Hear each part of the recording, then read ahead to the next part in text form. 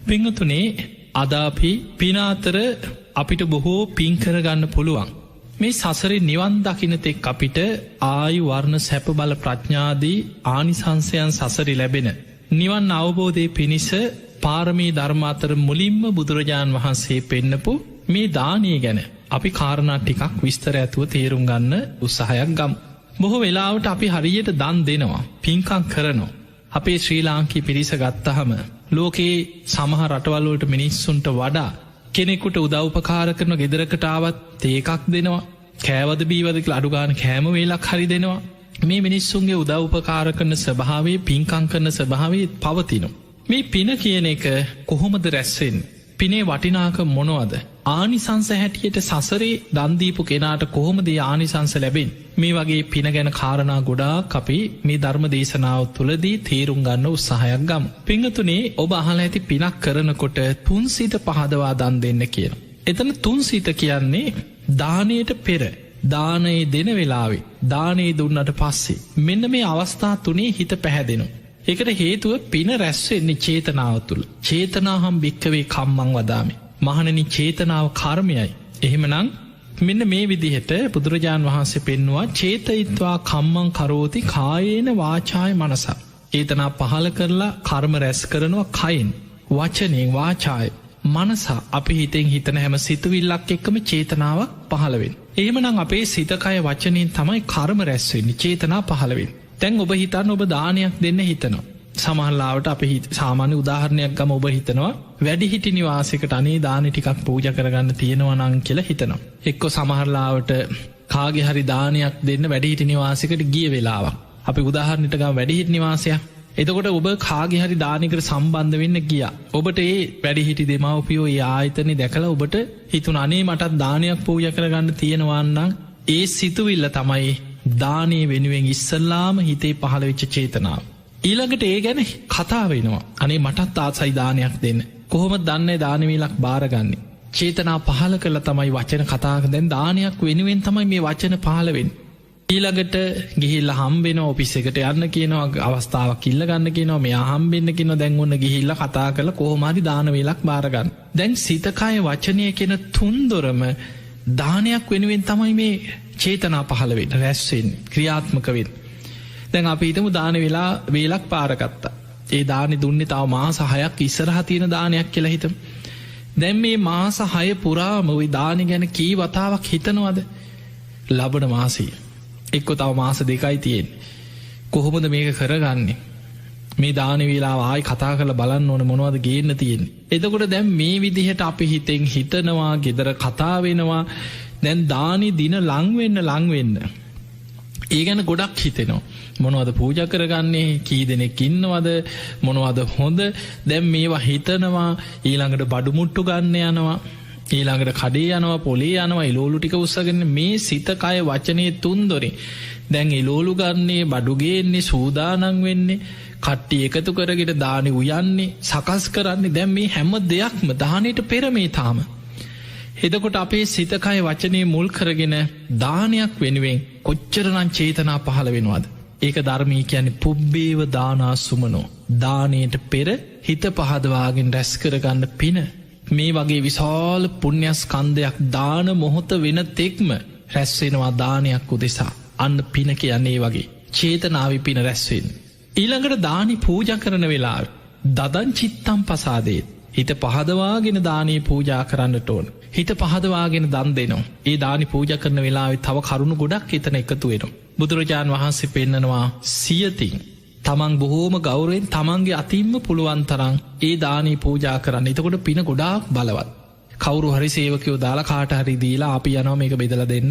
අපිට හදිස්සි සමහරු ඒ වගේ තමාරු ලැජ්ජයි දාන බෙදන්න. එහෙම අයත් ඉන්නවා. දානි දෙනවා, හැබැයි තමන් දාන බෙදනා සේවකයන් තමයි ගැන ඔන්න ඔය දාන ටික බෙදලා දාන්න. ඒ මට්ටමට පත් නොවේ. තමන්ම සියතින් දන් දෙනකොට ගොඩාක් බලවත්. ඊළඟට කර්මඵල විශ්වාසය. ඒක ධර්මී කියන්නේ ලෞකික සම්මාදිට්ඨිය. දානයක් දෙනකොට ඒ දානි ආනිසංස ගැන හිතා කර්මඵල විශ්වාසයෙන් මම මේ පිනක් කරන්න, මේක විපාක මට සසරි කොච්චරනම් ලැබෙයිද, මේ විදිහට පිනේ විපාක ගැන අවබෝධයකින් කර්මඵල විශ්වාසයෙන් දන් දෙනවා. ගෞරවෙන් දන් දෙනවා. ඒ දෙන දේ ගෞරවයෙන් පූජා කරනවා. සමහරලාවට කෙනෙකුට ඒක ගෞරවයක් නැතුව අපි හිතමර මෙන්න කාපන් කියලා වීසි කරා කියලා. සමහරු එහෙම අයත් ඉන්නවා. කෙනෙක්ගෙන් ඉල්ලලා සමහරුන්ට කේන්ති යනවා. සමහර සමාජයේ මිනිස්සුන්ගෙන් ඉල්ලනකොට කකා ඉන්න වෙලාවට ඉල්ලපුවාම සමහරු කේන්තියෙන් දෙන්නේ. මේ කන්නත් නෑ මේ වදේ කියලා කේන්තියෙන් දෙනවා. එහෙම නෙමෙයි බොහොම ගෞරවයෙන්. දෙන දේ සතෙකුට දුන්නත්, හිඟන්නෙකුට දුන්නත්, අසරණ මිනිස්සෙකුට දුන්නත් අනේ කෙනෙක් ඉල්ලන්නේ නැති නිසා, ඒ මිනිස්සයාට බඩකින්න නිසා, අසරණකම නිසා ඔබෙන් යමක් ඉල්ලන්නේ. යමක්කමත් තියෙන කෙනෙක් කවදාවත් අතපාගෙන බැනුම් අහගෙන ඉන්නේ නෑ ඉල්ලන්න. ඒ නිසා ඒ දෙන දේ බොහොම ගෞරවයෙන් දෙන්න කෙනෙකුට. හිඟන්නෙකුට දුන්නත් ඒක බොහොම ගෞරවයෙන් දෙන්න. ඒ කෙනාගේ හිත සතුටු වෙන විදිහට ඒ දේ දෙන්න. එතකොට මේ විදිහට ඔබ දෙනකොට ගෞරවයෙන් දෙන්න. ඊළඟට සක්කච්ඡන් දානන් දෙන්න.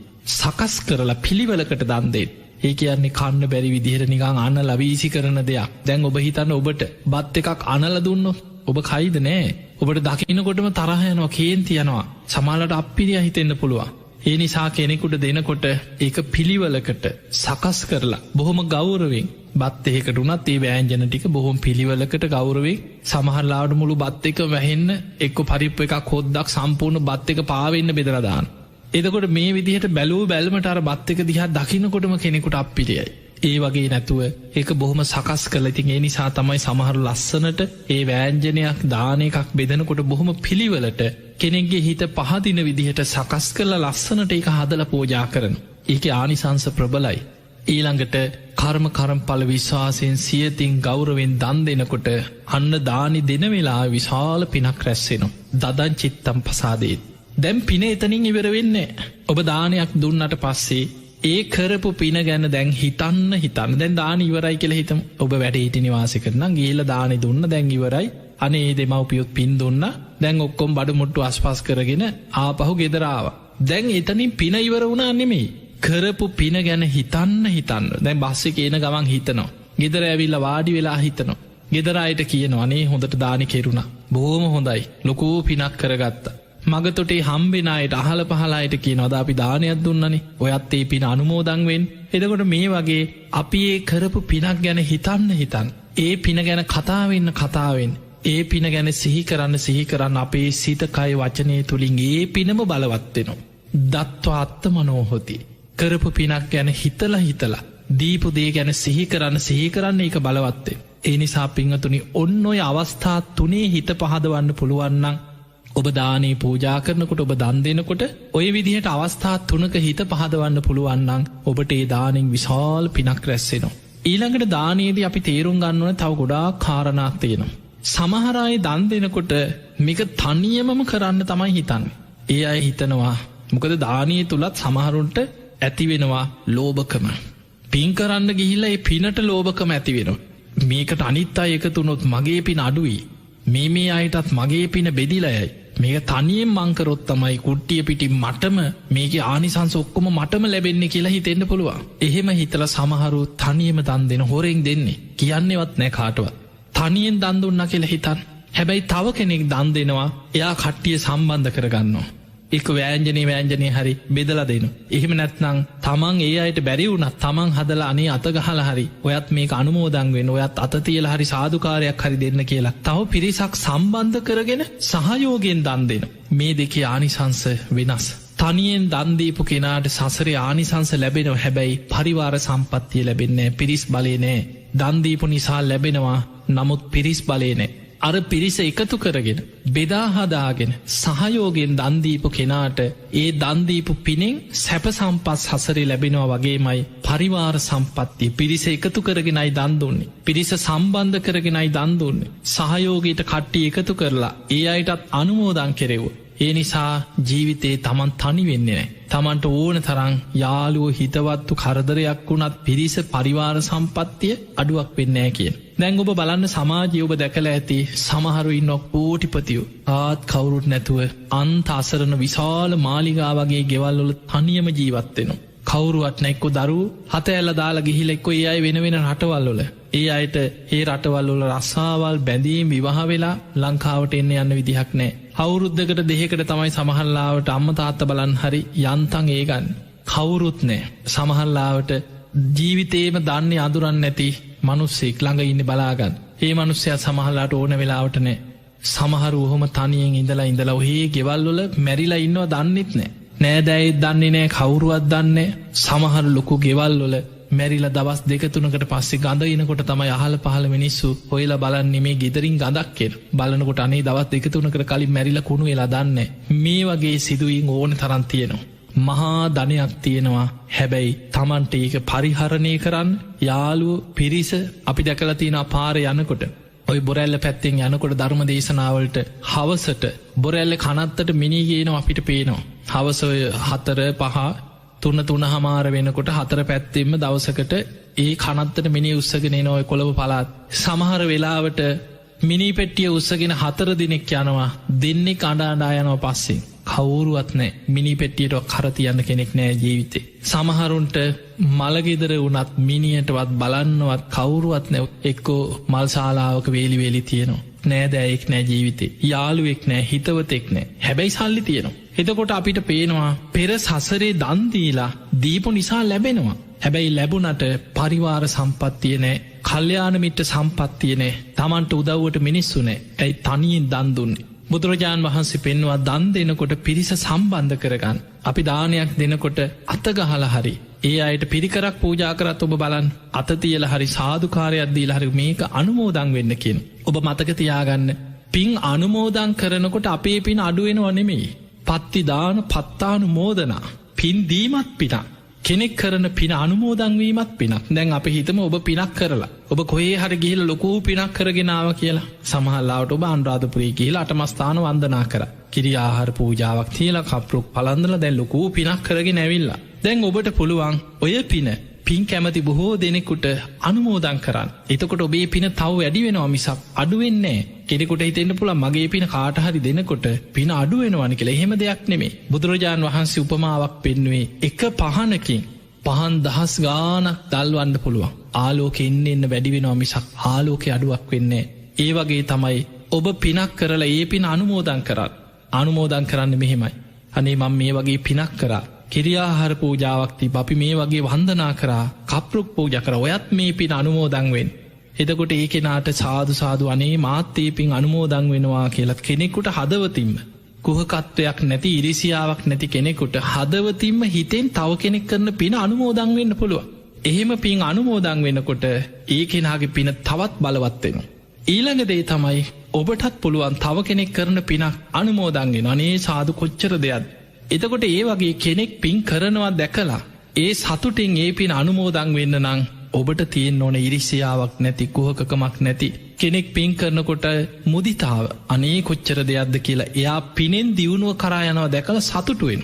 කෙනෙක් දියුණුවෙන ක්‍රම තියෙනවා. බවබෝග සම්පත්වලින් ධනයෙන් ගොඩනැගිලිවලින් ඉඩ කඩන්වලින් මේ භෞතික දියුණුව පිනෙන් දියුණු වෙනවා. එයා සීලයෙන් දියුණු වෙනවා. ධර්මයෙන් දියුණුව කරායනවා. ඒ දියුණුව දැකලා ඉරිසියා කරන්නේ මට සිල් රකින්න බෑ ඊකට මේ අයි සිල් රකින්න ඕනි කියලා ඉරිසියාවක් ඇති වුණොත් පිරිහෙනවා. සමහරලාවට මට පිනක් කරගන්න විදියක් නෑ ඒකට මේ මිනිස්සු පින් කරනවනේ කියලා පින් කරන කෙනාට ඉරිසියාව උපදින්න පුළුවන්. එහෙම නැතුව කෙනෙක් පින් කරනවා දැකලා අනේ සාදු කොච්චර දෙයක්ද අනේ හොඳයි කියලා හදවතින්ම තව කෙනෙක් කරන පින අනුමෝදන් වෙන්න පුළුවන් නම් පත්තානුමෝදනා කෙනෙක් කරන පිනක් අනුමෝදන් වෙනකොට ඔබේ පින තවත් වැඩෙනවා. ඒ නිසා පින්වතුනි මේ පින් කරනකොට ගොඩාක් කරුණු තියෙනවා. දවසක් කොසල් රජ්ජුරුවෝ අපේ බුදුරජාණන් වහන්සේ මුණගැහෙන්න අවේලාව එනවා. අවේලාව කියන්නේ බුදුහාමුදුරුවෝ දිනචරියාවකට කටයුතු කරේ. රජ්ජුරුවෝ උනත් බුදුරජාණන් වහන්සේ මුණගැහෙන්න ආවේ ඒ මුණගැහෙන වෙලාවට.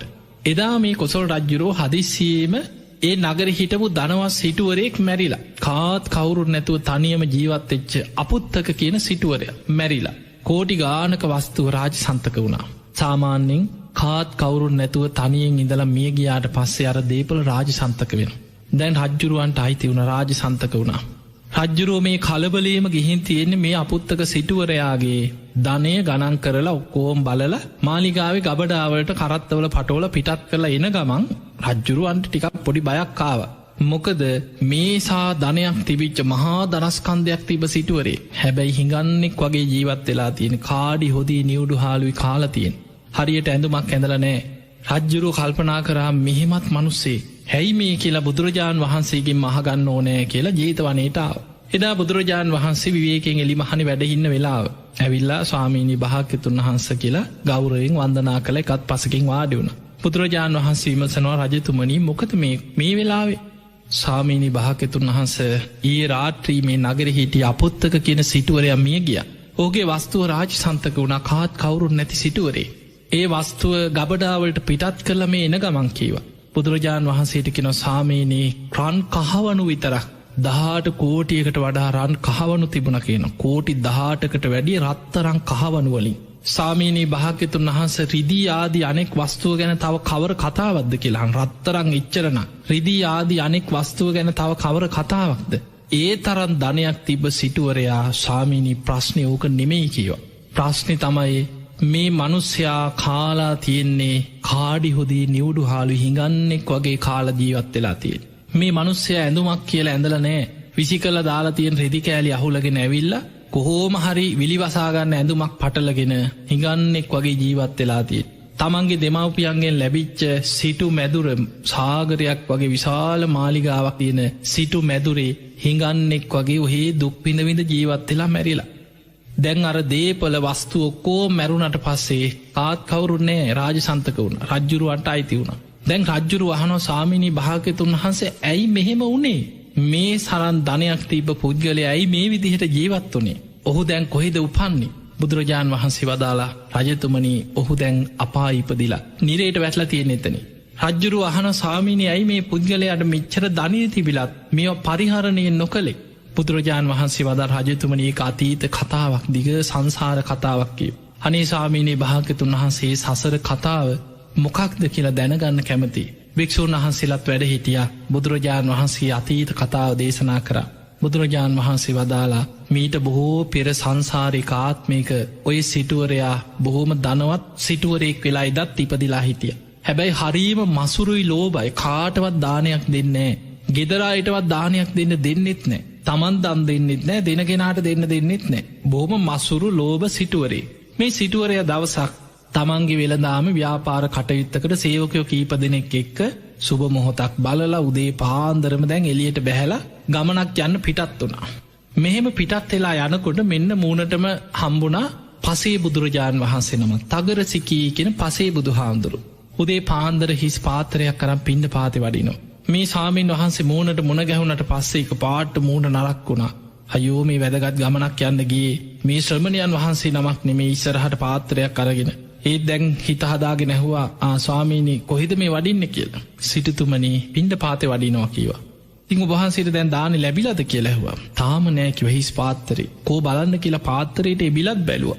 එහෙම බලලා දැන් කල්පනා වුණා කමක් නෑ අද මේ වැදගත් ගමනක් යන වෙලාවේ උන්වහන්සේ මූණටම හම්බෙච්ච එකේ දානි ටිකක් දෙනවා. අන්න දානි දෙන සිතුවිල්ලක් හිතට ආව කමක් නෑ කියලා. ඒක පිනක්. සේවකයාට කතා කරලා කිව්වා ඔබ ඉක්මනට ගෙදරට ගිහින් කියන්න ස්වාමීන් වහන්සේ නමක් වඩිනවා. හැබැයි කනට කරලා කිව්වා තියෙන දෙයකින් හැන්දක් විතරක් බෙදලා යවන්න.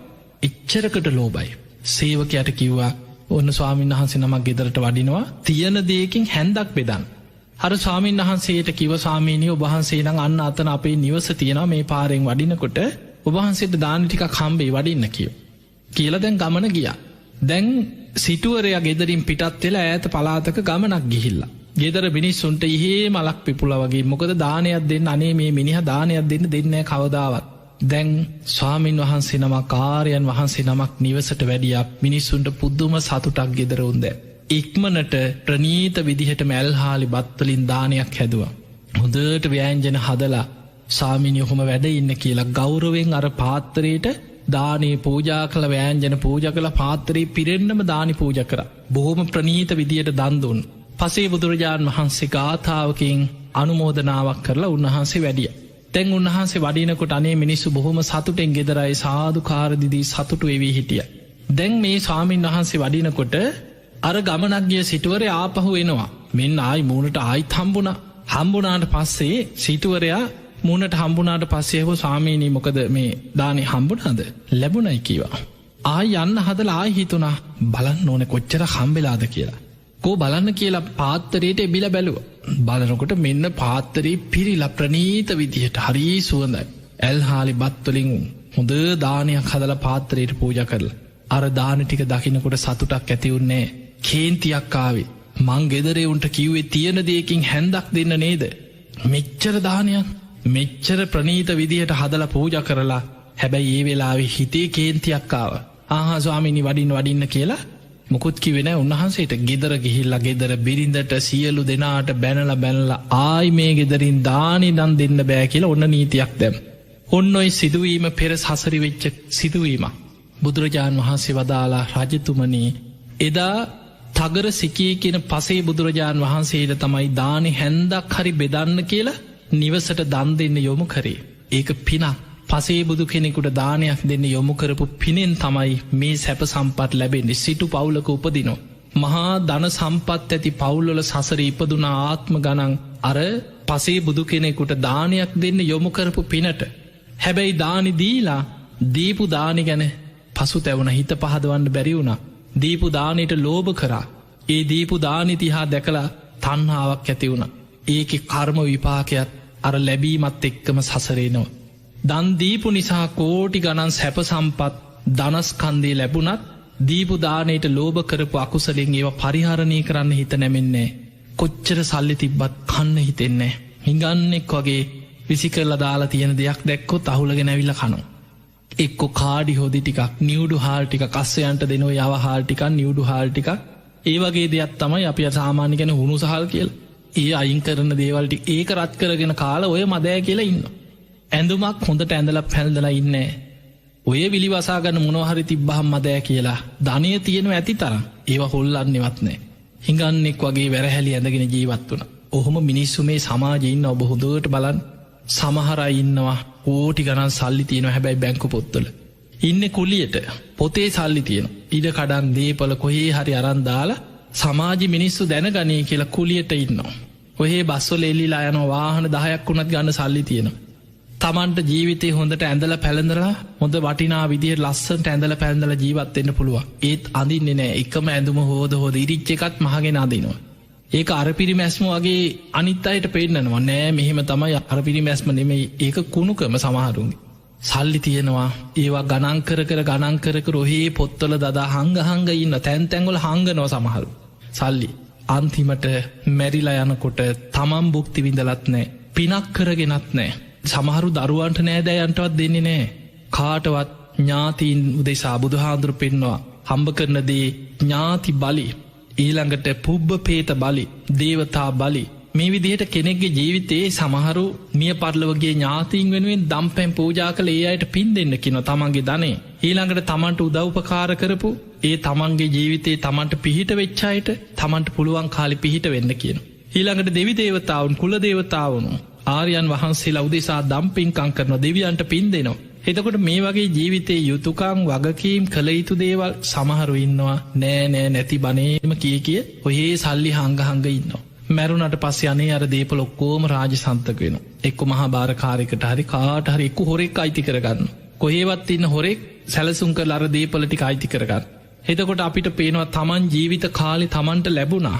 ඒ ලැබිච්චදේ පරිහරණය කරන්න පිනක් නෑ කාල ඇඳල ජීවත්වෙන්න පිනක් නෑ. හොඳ බේට්ටිකක් ගන්නේ නෑ වෛද්‍යවරයෙක් ළඟට යන්නේ සල්ලි යනවා කියලා. හොඳ ඉස්ප්‍රීතාලික නතර වෙන්නේ. සමහරු ඔහේ ලෙඩක් අසනීපයක් තිබුණත් මොනවා හරි ඔය බෙහෙත් කොලයක් හරිගෙනල්ලා මුලක් හරි තම්බගෙන බීලා ඉන්නවා මිසා වෛද්‍යවරයෙක් ළඟට යන්නේ එක්කො සමහල්ලාට පෙතිවල ගණන් අහලා ආපහු වෙනවා.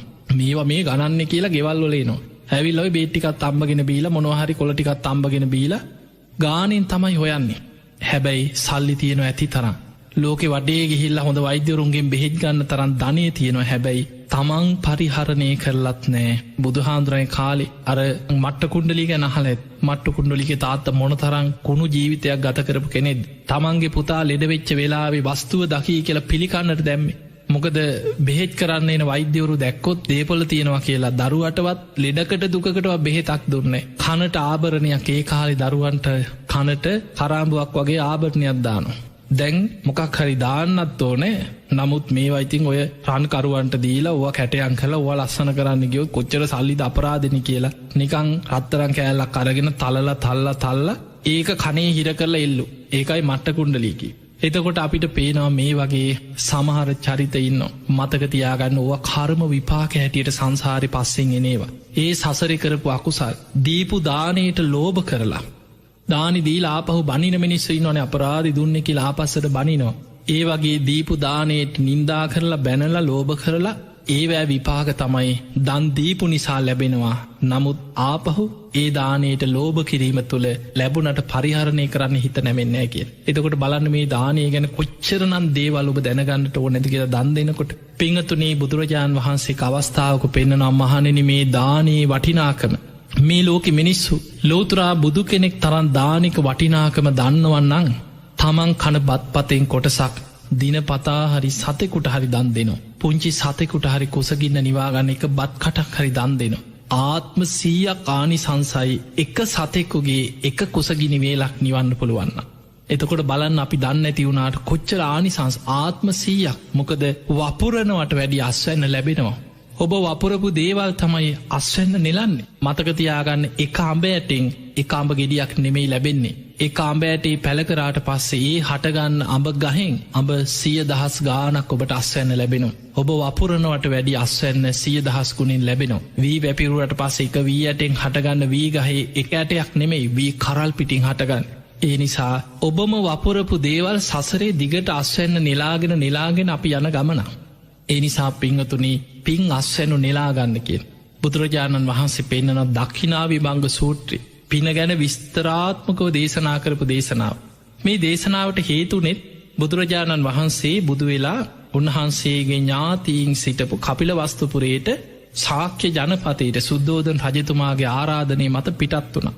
කාලුදායි අමාත්‍යවරයත් විශාල සේනාවක් බුදුරජාණන් වහන්සේ ළඟට ගිහිල්ල පැවිදි වෙලා රහත් වෙලා තමයි කලින් කණ්ඩායන් ගානක් ඇරිය 1000ක පිරිසත් එක්ක අමාත්‍යවරු කණ්ඩායන් 9ක් ඇරියක. ඒ හැමෝම පැවිදි වුණ රහත් වුණ අරමුණ ඉෂ්ට වන්නේ කාලුදායි මහරහතන් වහන්සේ තමයි රහත් වෙලා බුදුරජාණන් වහන්සේට තමන්ගේ ඥාතීන්ට අනුග්‍රහ පිණිස කපිල වස්තුපුරයට වඩින්නේ කියලා ආරාධනය සිහිපත් කරේ.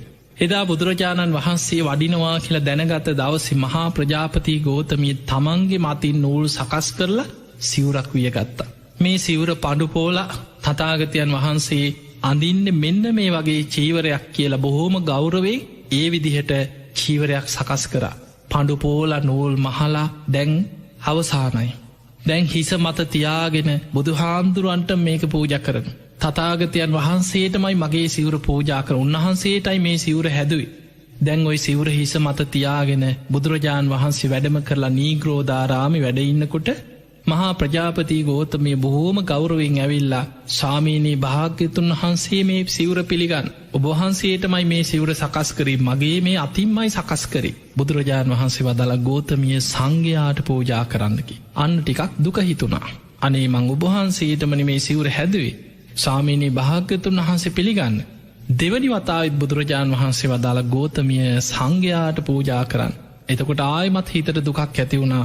අනේ ස්වාමීනි භාග්‍යතුන් වහන්සේ එහෙම කියන්න එපා. මගේ අතින්මයි මේ සිවුරු සකස් කරේ. ඔබහන්සේ වෙනුවෙනුයි සකස් කරේ. එතකොට ආනන්ද හාමුදුරුවෝ එතන ඉඳන් කියනවා ස්වාමීනි භාග්‍යතුන් වහන්සේ තථාගතයන් වහන්සේ පිළිගන්න. ඔබහන්සේගේ මෑණියන් ඔබහන්සේ බිහි වෙලා දින 7කින් කලුරිය කරාට පස්සේ තමන්ගේ දරුවා කිරි මව්වරුන්ට දීලා තමන්ගේ කිරි ටික පෙව්වේ ඔබහන්සේට. මේ ප්‍රජාපති ගෝතමිය ඔබහන්සේගේ සොළු මෑණියන් ඔබහන්සේට බොහෝ උපකාර කරපු කෙනෙක්. ඒ නිසා ඔබහන්සේම පිළිගන්න කියෝ. එතකොට බුදුරජාණන් වහන්සේ වදාලා ආනන්දය තථාගතයන් වහන්සේ පෞද්ගලිකෝ පිළි නොගන්නේ මේ ගෝතමිය ගැන තියෙන කරුණාව නිසා මයි කියෝ.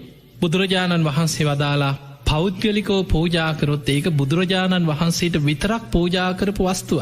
හැබැයි සංඝයා උදෙසාත් පූජා කරනවා කියෙන චේතනාවෙන් පූජා කරද්දී බුද්ධ ප්‍රමුඛ සංඝයාම අරමුණු කරගෙන පූජාකරොත් බුදුරජාණන් වහන්සේටත් පූජා කරාවෙනවා මහා සංඝයාටත් පූජා කරපු දෙයක් වෙන. අන්න එහෙම කියමින් බුදුරජාණන් වහන්සේ දක්ඛිනා විභංග කියන සූට්‍ර දේශනාව දේශනා කරා. ඒ දක්ඛිනා විභංග සූත්‍රයේ පෞද්ගලික දාන 14ක් පෙන්වනවා. පෞද්ගලික දානයකදී ඒ පුද්ගලයන්ගේ ගුණධර්ම මත ආනිසංස වැඩි වෙන. සතෙකුට දුන්නත් ආත්ම 100ක් ආනිසංසයි. කෙනෙක් ඉන්නවා මිත්‍යා දෘෂ්ටිකයි. කර්මඵල පින්පව් ගැන දන්නේ නෑ.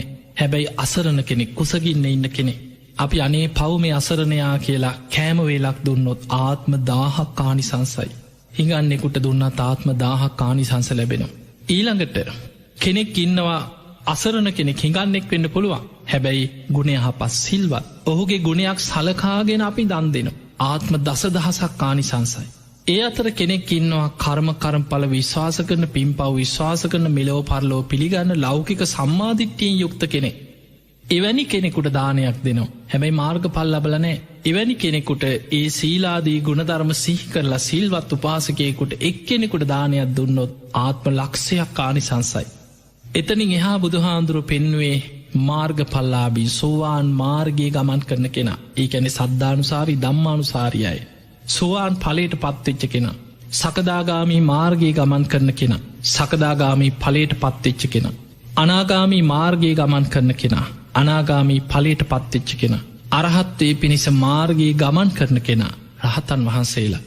ඊළඟට පසේ බුදුරජාණන් වහන්සේ ලෝතුරා බුදුරජාණන් වහන්සේ මෙන්න මේ විදිහට ඉහලට අනන්තයි අප මේ අයි කිවයිතනින් හානිසංස සීමා කරන්න බෑ. දානක ආනිසංස මෙතකයි කියල සීමා කරන්න බෑක අනන්තයි අප මෙයයි. වපුරනවා කොට ලැබෙන අස්වැන්න මෙපමණයි කියල සීමා කරන්න ඒ තරං අස්වැන්නක් ලැබෙන. ඒ නිසා බුදුරජාණන් වහන්සේ මේ විදිහට පෞද්ගලික දාන 14 ආනිසංසය ඔස්සේ විස්තර කරා. එහෙම කරලා බුදුරජාණන් වහන්සේ වදාළ මහණෙනි ඔය පෞද්ගලික දාන සියල්ලටම වැඩිය. ලෝතුරා බුදු කෙනෙකුට පෞද්ගලිකව පූජා කරනවටත් වඩා මහා අනිසංසයක් ලැබෙන සාංගීක දාන තියෙන. බුද්ධ ප්‍රමුඛ සංඝයා අරමුණු කරනවා බික්කු සංඝ කොටස. එහෙම නැත්නම් බුද්ධ ප්‍රමුඛ බික්කුණී සංඝයාට දන් දෙනවා. එහෙම නැත්නම් බුද්ධ ප්‍රමුඛ බික්කු බික්කුණී කියන උබතෝ සංඝයාට සාංගීක දානයක් පූජා කරන. බුදුහාන්දුරුව පිරිනිවම් පෑවට පස්සේ බුදුහාන්දුරුව වෙනුවෙන් 13 වහන්සේලා හරි තැන්පත් කළ කරඩුවක් හරි තියලා සාරීරික පාරිභෝගික උද්දේශික කියන ත්‍රිවිධ චෛත්‍ය අරමුණු කරගෙන දානි අග්‍ර කොටස පූජා කරලා සංඝයා අරමුණු කරගෙන දානයක් දෙනවා. ඒත් බුද්ධ ප්‍රමුඛ සංඝයාට පූජා කරපු දානයක් හා සමානයි. මේ විදිහට පෞද්ගලික දාන වගේම සංඝයා උදෙසා සාංගීක දාන පූජා කරගත්තොත් එයින් ලැබෙන ආනිසංස අනන්තයි අප මේ යැකිව. දැන් පිංහතුනි එක කෙනා කැමති දේවල් තියෙනවා. සමහරු කැමති බලු කපුටු දාන දෙන්න. කෙනෙක් කියන ඔය බල්ලෙකුට කපුටෙකුට දෙන එක කොච්චර දෙයක්ද. ඉල්ලගෙට කන්නද අපිට කතා කරලා කියන්නද මනුසේකුට නං ඉල්ලන්න හරි පුළුවන්න කියලා ඔන්න එයා කැමතිදේ. තව කෙනෙක් කියනවා ඊට වැඩිය හොඳයි රෝහලකට ගිහිල්ල නැති බැරි අසරන මිනිස්සු හොහෙල දානයක් දෙනෙක්. තව කෙනෙක් කියන්න පුළුව වැඩිහිටි නිවාසකට ගිහිල්ල අසරන වෙච්ච වැඩිහිටියෝ ඉන්න තැන් තියෙනවා. ඒ වගේ තැනකට දානයක් දෙනක ඊට වඩා හොඳයි.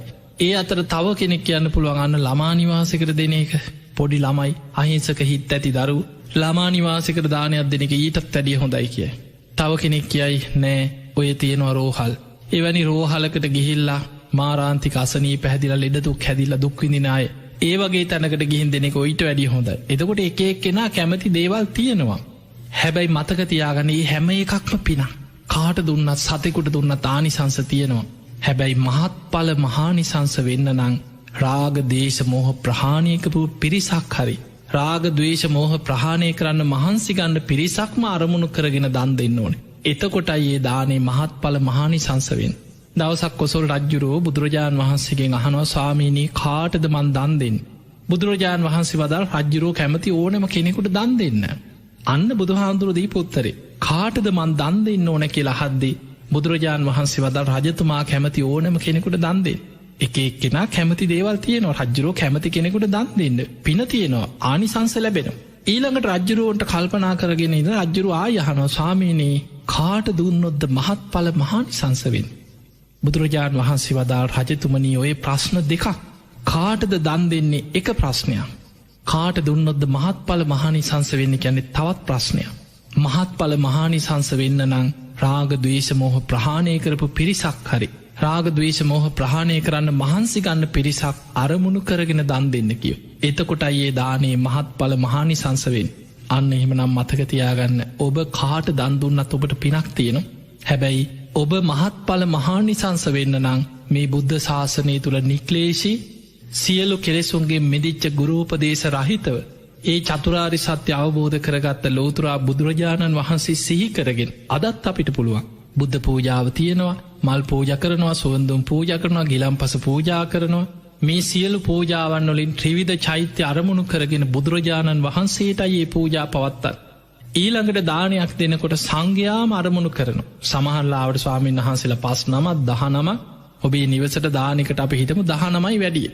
හැබැයි ඔබ සාංගීකව දානයක් දෙනකොට ප්‍රමාණෙන් මෙපමණයි කියල සීමාවක් නෑ. අතීත වැඩ සිටිය අඥා කොන්නඥ මහරහතන් වහන්සේගෙන් ශාසනය ආරම්භුවෙන්. සැරියුත් මොගලන් අග්‍රශ්‍රාවකයන් වහන්සේලා අසූ මහා ශ්‍රාවකයන් වහන්සේලා ආදී ඒ මහා ශ්‍රාවක සඟ පිරිස සියලු දෙනාම හිතෙන් අරමුණු වෙනවා.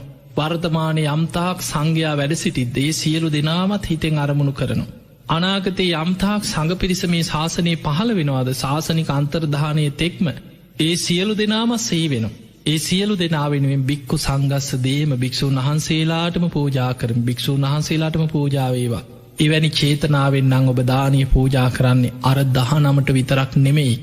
ඒ පූජා කරපු දානය මේ බුද්ධ ශාසනයේ මහා සංඝයාටම පූජා කරපු දානයක් වෙන. ඒ නිසා අදත් බුද්ධ ප්‍රමුඛ සංඝයා අරමුණු කරගෙන ඔබට මහා පින් කරගන්න පුළුවන් කාලයක්. ඔබ ඉන්න බුද්ධ කාලෙක. පිංහතුනේ එක භික්ෂුවක් දකින්න නැති කාලයක් එන දක්කිනායි බංග සූට්‍ර අටුවායි පෙන්න්නනවා. අනාගතයේ ශාසනී පිරිහිලා අවසානි වෙනකොට භික්ෂුවක් හැටියට සිවුරු දරාගත්තයි දකින්න නැතිවෙයි. සමහර වෙලාවට සිවුරු පටියක් ඉතරක් අතේ බැඳගත්තා ඉතුරුවෙන්න පුළුව. එවැනි කාලෙක ඒ අයට දානයක් දෙනවා. හැබැයි ඒ දෙන්නේ ඒ සිවුරු පටි බැඳගෙන සමහරලාවට පන්සල් නැතිවේ ගෙවල්ලොල ඉන්නවා වෙන්න පුළුව. හැබැයි ඒ වෙනකොට ඉන්න ඔච්චරයිනම් ඒ අය සංඝයා හැටියට ඒ සාන්සනය යම් කිසි දෙයක් පටියක් බැඳගෙන හරි ඉන්නවන සිවුරු පටියක් ඒ අයට දන් දෙනවා. හැබැයි දෙන්නේ ඒ අයට විතරක් නෙමේ චේතනාව තියෙන්නේ අතීත බුද්ධ ශාසනය වැඩ හිටිය සියලු සංඝයා මාර්ගපල්ලාබී මහරහතන් වහන්සේලා අරමුණු කරගෙන වර්තමානය වැඩඉන්න පහළවෙන ඔයි සියලු දෙනා වෙනුවෙනුයි මේ දානය පූජා කරන්නේ කියලා පූජ කරනු. එහෙම පූජා කරද්දි ඒත් සාංගීක දානෙ කානිසංසේ දානෙන් ඒ විදිහටම ලැබෙන.